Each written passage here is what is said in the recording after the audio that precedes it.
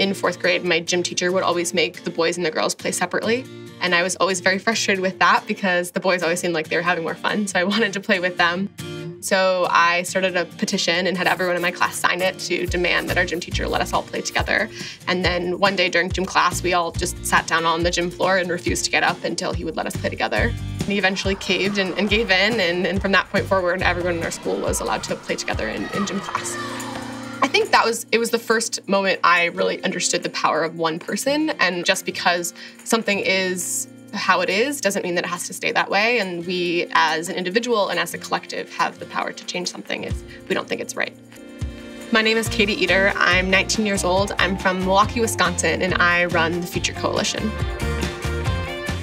I grew up in a 1 square mile town in Wisconsin, and for me, I was the only one that was doing things that were against the status quo in my school and in my community. And so I ended up throughout high school really living kind of a double life in that, in school I was just this normal high school kid and I was doing the school thing, and then it was only outside of school that I was able to do the work that I wanted to do and have that passion and talk about that passion. We noticed that youth organizers, especially and youth activists and other young changemakers, find themselves in very isolated positions wherever they live. And so we decided to create the Future Coalition to really have a place for youth organizers and youth activists to come together, to work together, and to find resources and support that would allow them to grow the impact in the work that they were doing.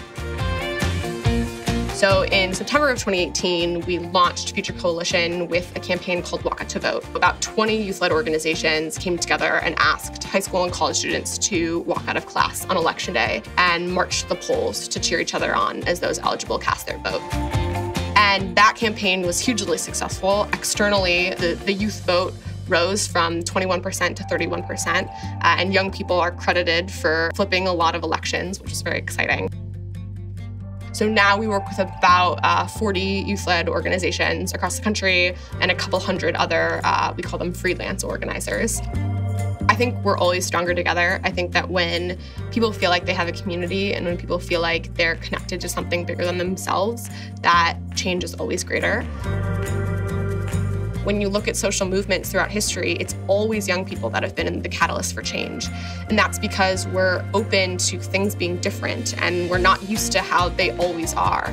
And I think that one of the things that adults could learn from young people is that mindset. And if we were all open to change, that we would see a lot less division between people and between communities and between cities and countries. And I think globally we would just live in a lot more peace and harmony.